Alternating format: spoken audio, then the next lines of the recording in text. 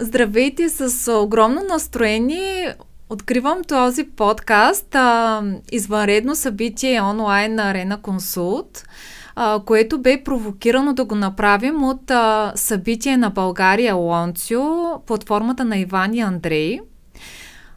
Днес в този подкаст ще си говорим с Мария Йорданова, която е собственик и управител на Арена Консулт, с Веселка Иванова, която е също част от Арена Консулт, кредитен консултант и собственик на Alves Properties, недвижими имоти. В средата на април се проведе събитието "Кариера и живот в България. Защо?" на България Лонцио под инициативата на Иван и Андрей. Какво накара Арена Консулт да се включи в това събитие и да прилети хиляди километри в Берлин?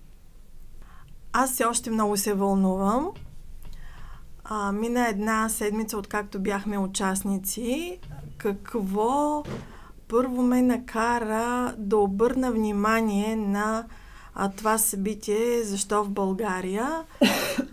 Естествено, инстинкта ми като майка, който е много голям и ме провокира да разбера какво правят Иван и Андрей на страните извън България.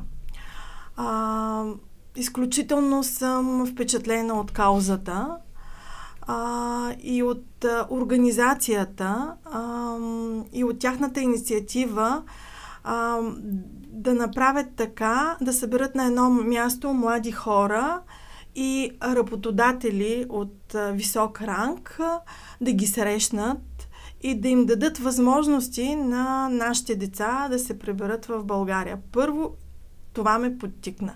Естествено, другото, което непрекъснато говори в мен, е като професионалист. В последните години, може би 30% от нашия портфейл е да помагаме на българи, които живеят и работят в чужбина, да си купят тук дом или инвестиционен имот, или да се приберат в България, или да прекарат тук старините си и да им помогнем да си купят този дом или инвестиционен имот с кредит. Тоест две каузи в едно. Като майка на син, който учи и работи в Мюнхен, и като професионалист, който помага на българите да се върнат. Неочаквано за мен един ден ми звънна телефона и Мария ми каза, че е решила фирма Арена Консулт да бъде представена на събитието Bulgarian Launch. Аз, разбира се, на мига приветствах тази идея. Видяме се страхотно като новация, дори би го нарекла. И естествено и казах, и аз ще дойда. Готова. Тогава дойде и още по-голямата изненада за мен. Мария каза, че всъщност моето представяне и участие като кредитен консултант в това грандиозно събитие ще бъде моята награда за приноса ми за 2023 година към оборота на Арена.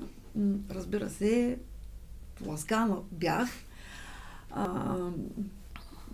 Много ми стана приятно, много се зарадвах и тогава ми дойде идеята аз пък да поканя моя съпруг, който вече е част също от екипа на Арена, като пиар и фотограф.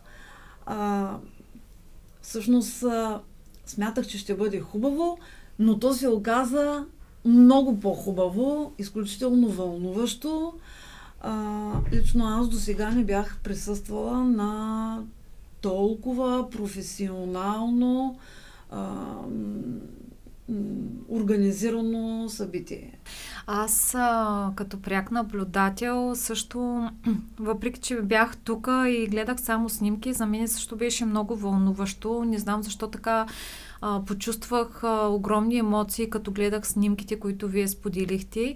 Може ли да ни преразкажете в какво, да ни споделите, за да могат и последователите на Арена Консулт, клиентите, партньорите да усетят тази емоция? С кое най-много ви впечатли? С изложителите, с участниците, с лекторите? То от всичко има какво да си кажем, но примерно да започнем от програмата или от хората, които посетиха събитието. Да кажа и на госпожа Йорданова, има много да разказва. Това, което ме впечатли, гостите, участниците, които дойдоха да видят фирмите, които се позиционираха в Берлин, бяха изключително интелигентни хора. Това може би не съм го очаквала. Мислех, че ще има различни хора от различно интелектуално ниво. Просто това, което усетих, повечето бяха интелектуалци. Някои учат още, студенти, бяха дошли от цяла Германия, не само от Берлин, което също е важно да се подчертае.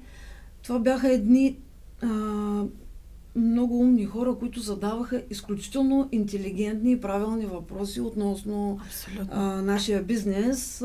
Нека госпожа Йорданова да каже, тя също, ние го коментирахме това нещо, много приятно.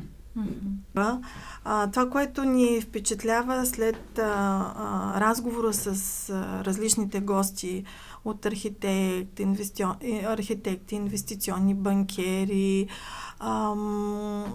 строителни предприемачи, това след почти всеки разговор с тези хора, някакси се поглеждахме със Веси и си казвахме как сме могли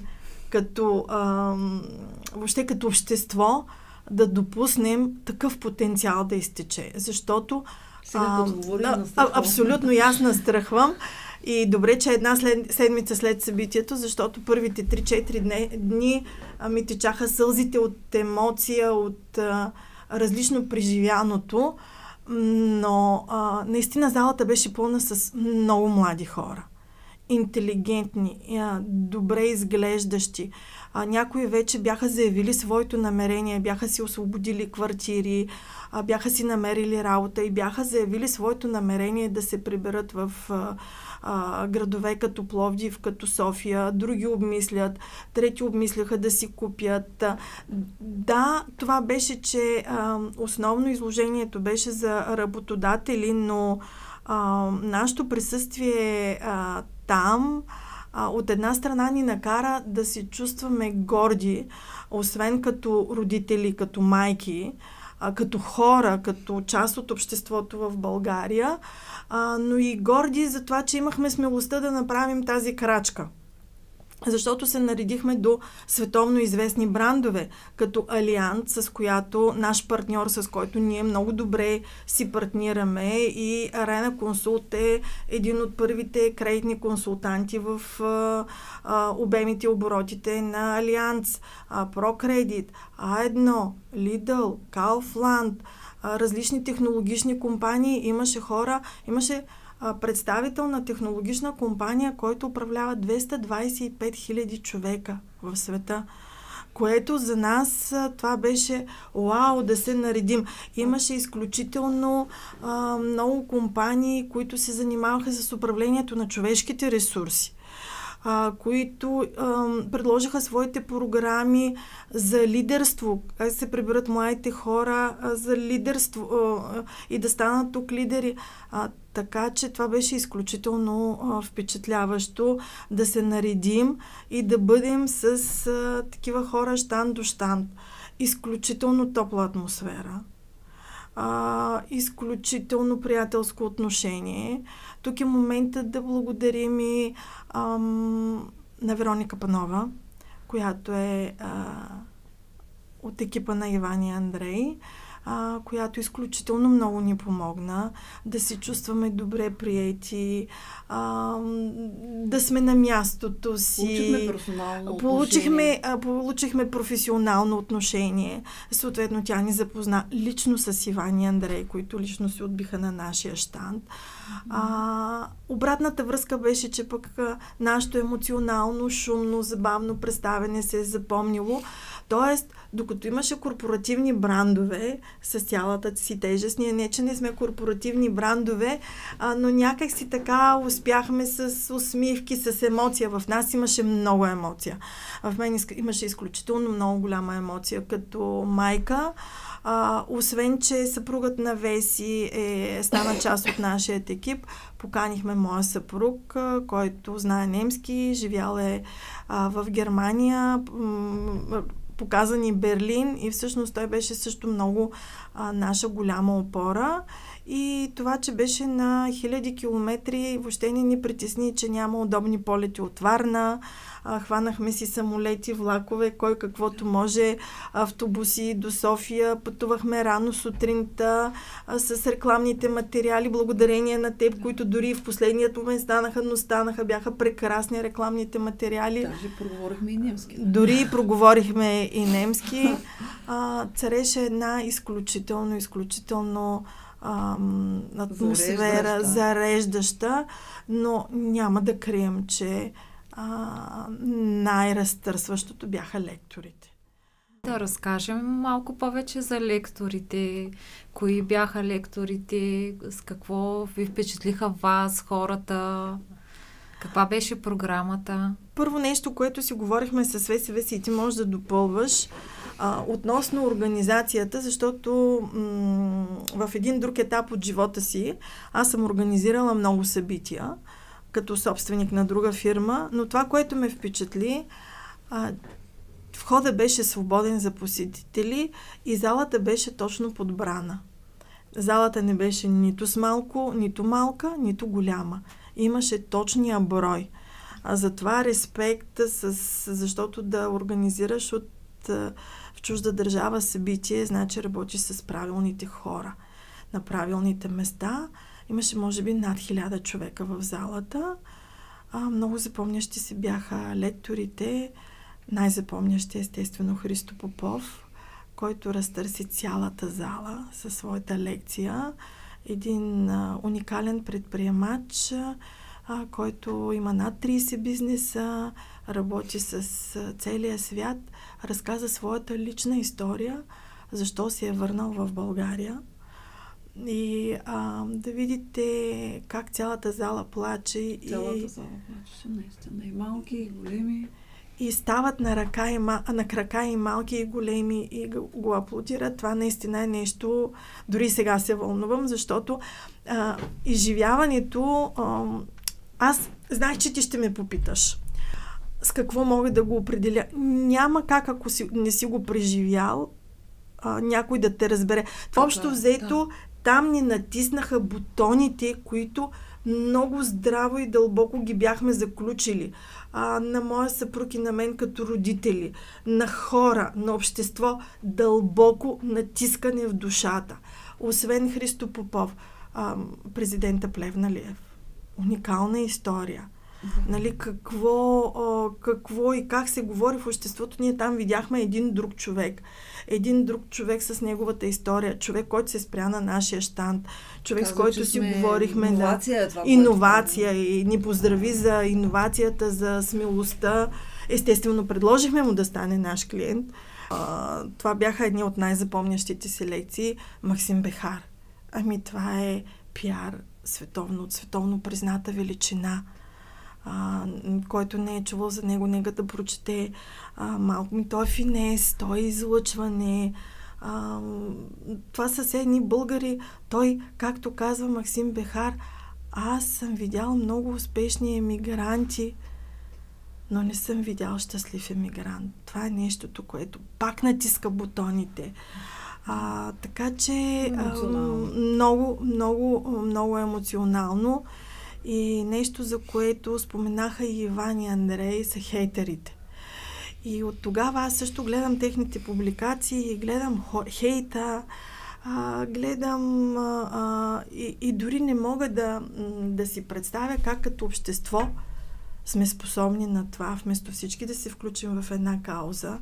И както каза Христо Попов, важно е къде се фокусираме, защото в историята си той показа и хубавите, защо се е върнал в България, показа хубавите страни на България, но и показа неща доста от неприятните, нелицеприятните. Човек избира какво иска да вижда. Да.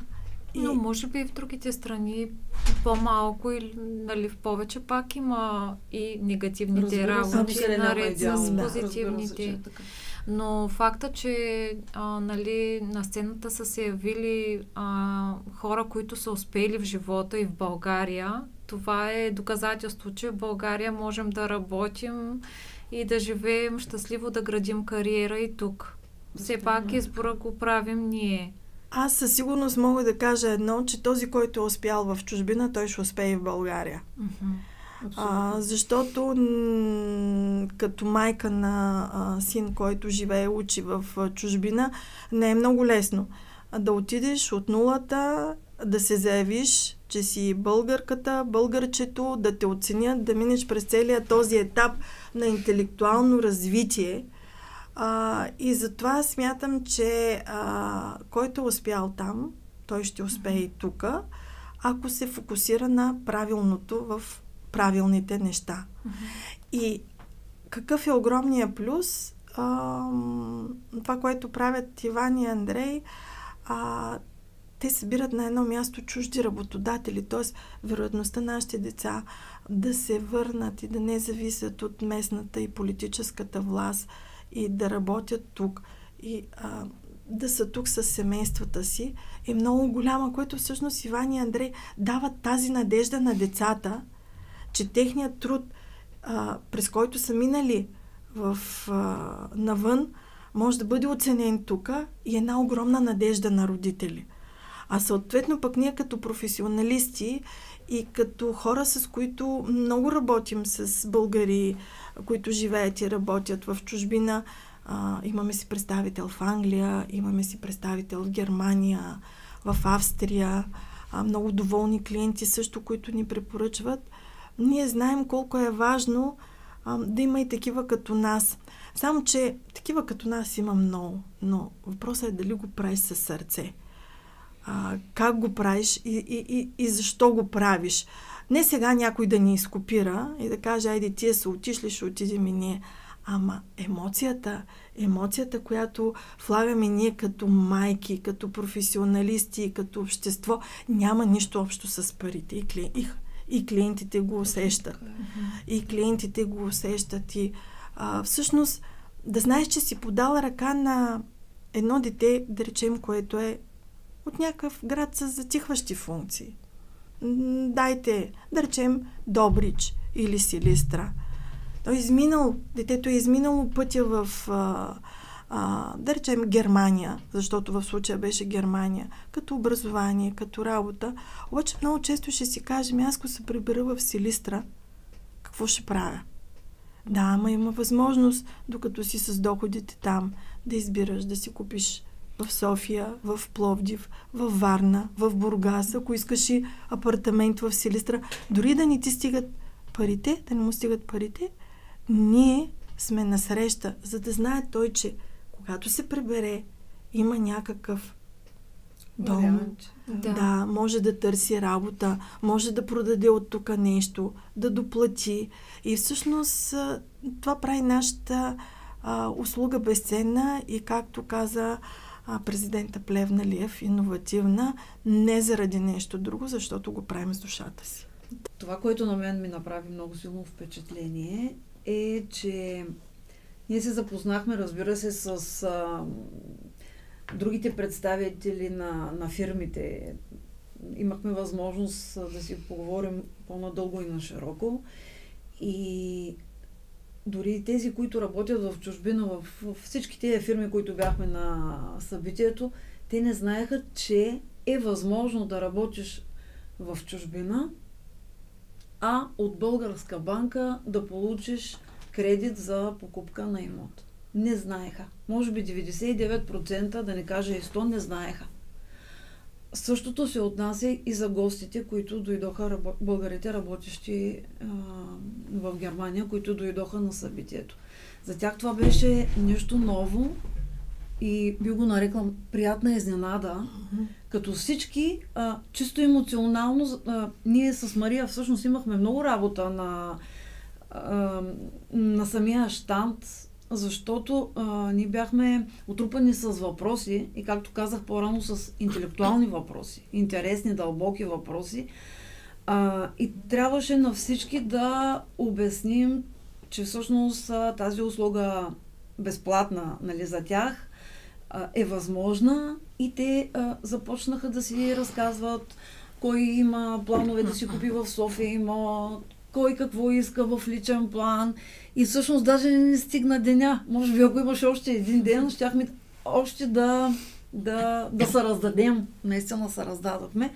И да, смятам, че дори си говорихме, че сме пропуснали. Тоест, тази ниша, тези хора очакват, има как да кажа, има място за специалисти като нас, които да помагат и да подадат ръка в такъв момент на тези хора, които всъщност наистина имат такива инвестиционни идеи. Знам, Мария, освен всичко друго, те искаха да си говорят с нас. Да. Освен всичко друго, те усетиха и емоцията. Тоест ние не бяхме едни кукли, които са отишли там по работа и да раздават едни визитки, или пък просто сме отишли, защото някой друг е отишъл преди нас, защото много често ни копират. Ние бяхме там с нашата емоция.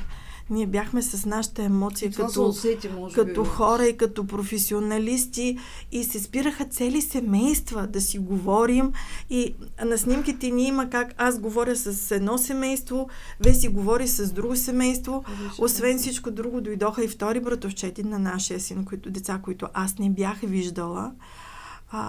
И те са казали на майка си, тъй като това са първо поколение братовчеди на моя син, на моя мъж, които живеят в Берлин, и те са казали на майка си: как можахте да изберете тая тъпа страна да живеете, ние се прибираме в България. Всъщност аз пък си говорих много с тях как е в България. Това, което ни прави, на мен ми направи впечатление, че нито един от успешните българи не заваля български и не се прави на много, че е забравил българския. Нямаше такова нещо. Всички говориха с една огромна любов, с едно огромно уважение към родината, към хората, които бяхме на щандовете, естествено за лекторите. Няма да говорим, но имаше и една огромна топлина от лекторите. То се виждаше, че тези лектори не са, защото някой ги е поканил да им също, може би, със свое призвание те не дойдоха да се рекламират.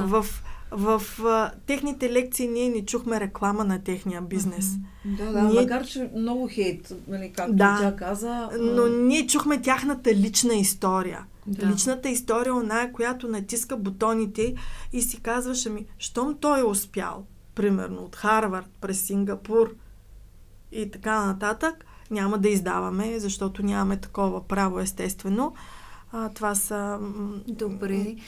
Те, лекторите със сигурност са помогнали, били са пример на младите хора. Те са будители, освен че са лектори. Будители. Но вие от гледна точка също на успели дами в кариера, нали, на семейство и така нататък, какво за вас, вие какво ценно, какъв беше за вас урока от лекторите? Въпреки че, нали, вие също имате какво да споделите, на какво също да научите младите хора и го правите. Госпожа Йорданова е и лектор в различни обучения, участва и се включва.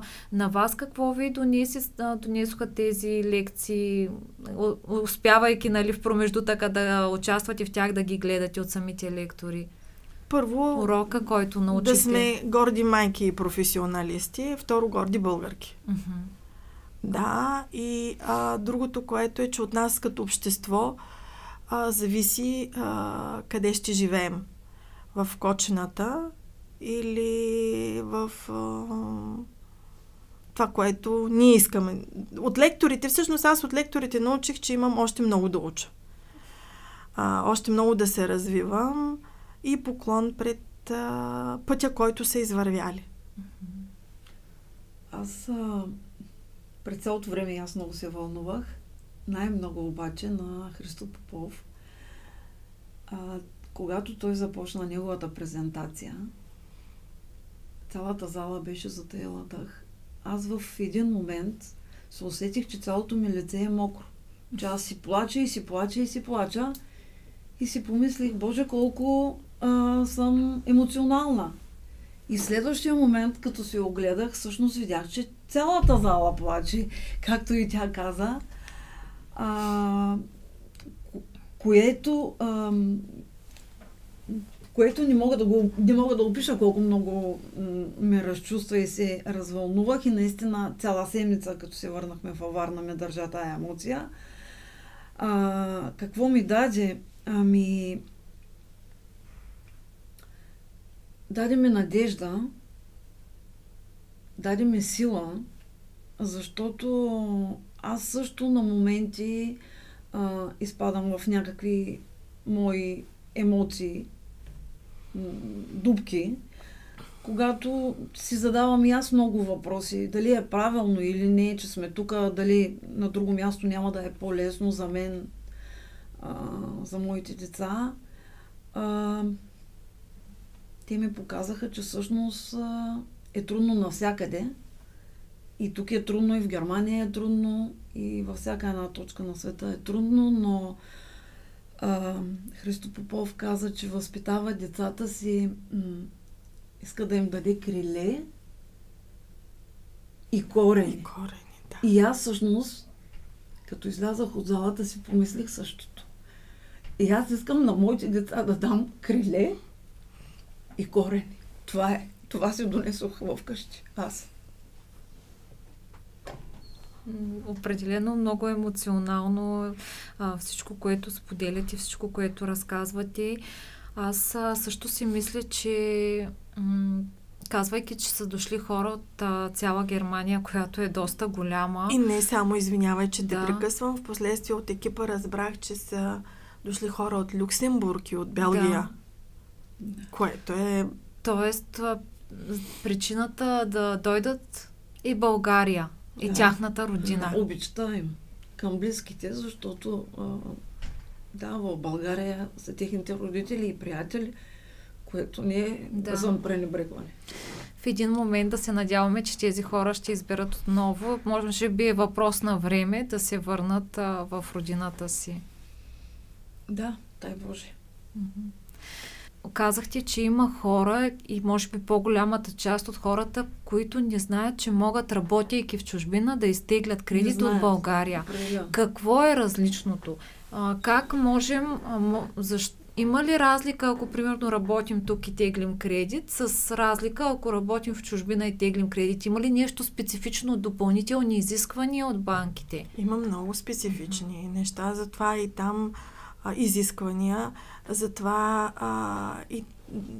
и там не можем да ги вкараме в рамки.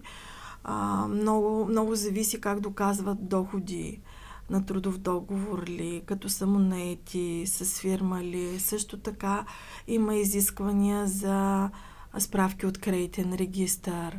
Нещо, с което аз съм се сблъскала.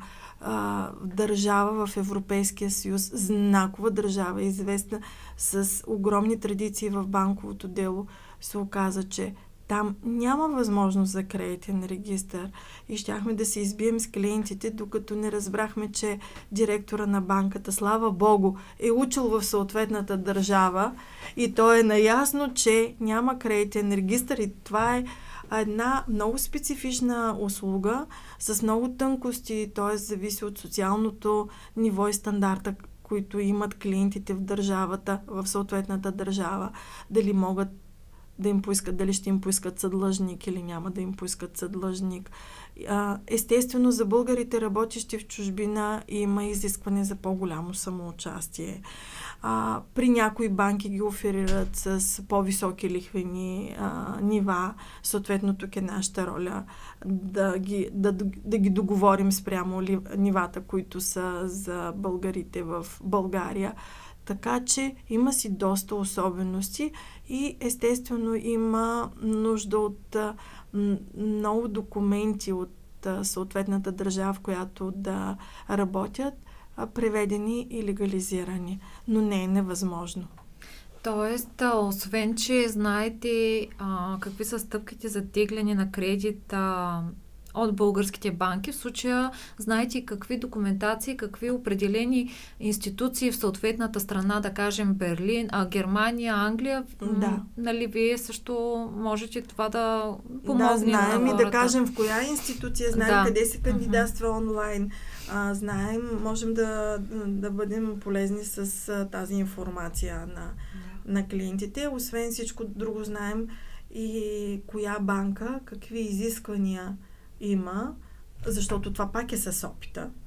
И по метода на изключването, още докато клиентите имат желание и в разговора, ние знаем дали да им предложим 3-4 банки, защото не всички 10, с които работим, са склонни да финансират българи, работещи в чужбина.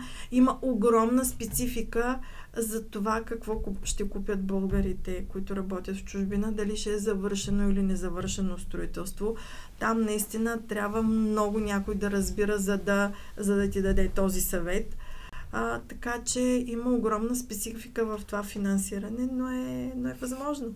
За това, за кредитирането в чужбина, че нали, има си специфики, също подводни камъни. Да, точно по този въпрос исках да кажа, че като бяхме на събитието на нашия щанд, дойде едно момче, което мисля, че беше специалист по програмиране. Той се обърна към Мария точно за кредит, за покупка на имот.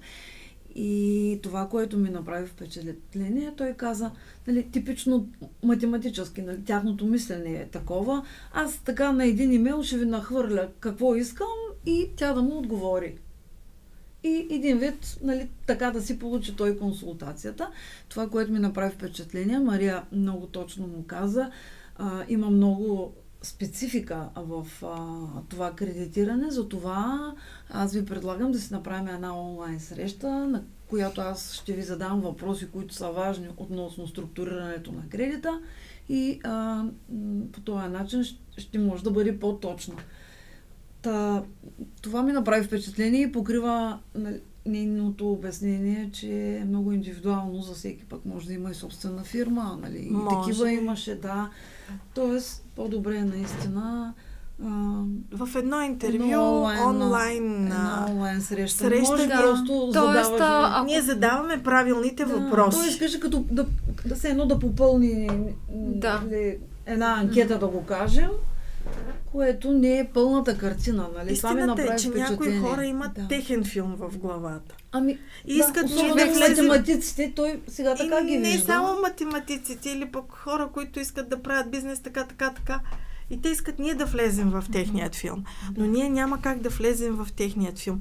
Те трябва да влезнат в изискванията на банките. Всъщност, ние сме хората, ето този преход от техния филм да ги извадим и да ги вкараме в правилата на банките. Ето тук е нашата добавена стойност.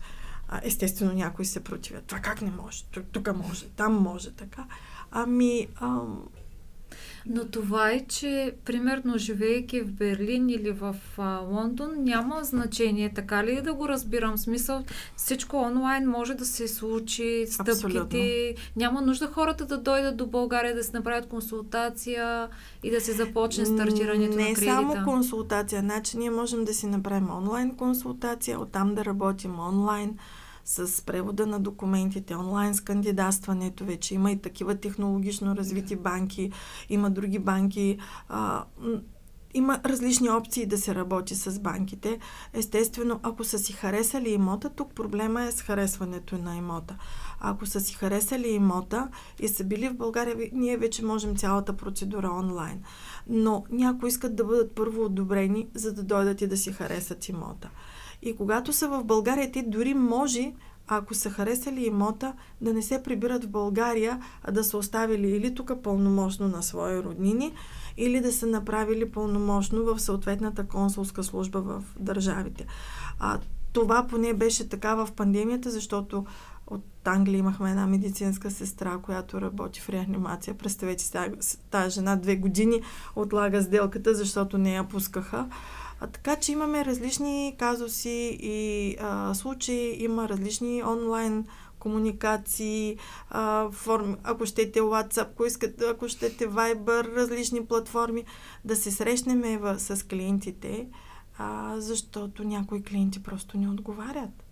Има клиенти, които са само на социални помощи и те в съответната държава могат да живеят много добре от социални помощи, но тук в българските банки те не отговарят и тогава филма приключва.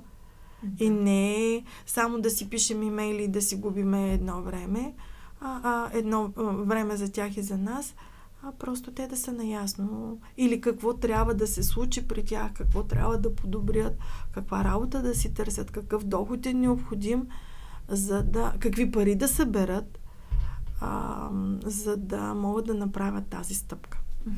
Добре. Веси, какво би казала с 3 думи, 4 да кажем, твоята равносметка от събитието, кариера и живот, защо България, на България Лонцио, под инициативата на Иван и Андрей? Надежда за бъдещето. Мария, ти? Гордост и надежда. Добре. От тук нататък какво предстои за Арена Консулт? Какво да очакваме? Какви събития? Какви инициативи? Защото вие сте много дейни лица. Нали да кажем, че вашите събития започнаха още от миналата година във Варна.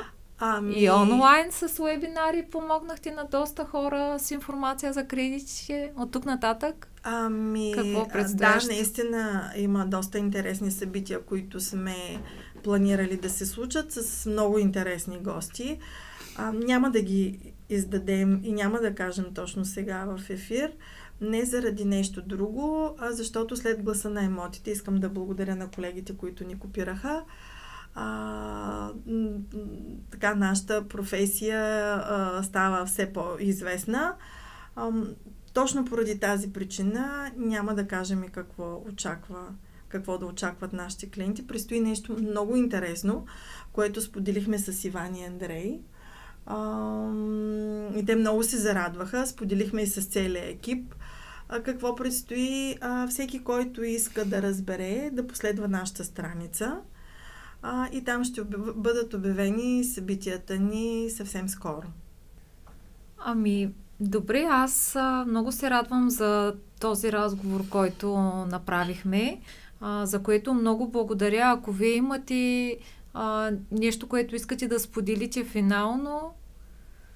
Ние също благодарим. Първо благодарим на всички клиенти, които ни се довериха до този момент. Отново благодарим за подадената ръка на Иван и Андрей. Благодарим за всички гости, които се спряха и се поинтересуваха от нашата услуга. И това, което искам да кажа, внимавайте кой ви консултира. Аз искам да кажа, че от всичко съм много доволна, благодарна. Благодарна съм на клиентите, благодарна съм на Господ, благодарна съм на Мария, че ме срещна живота преди доста години и че сега заслужено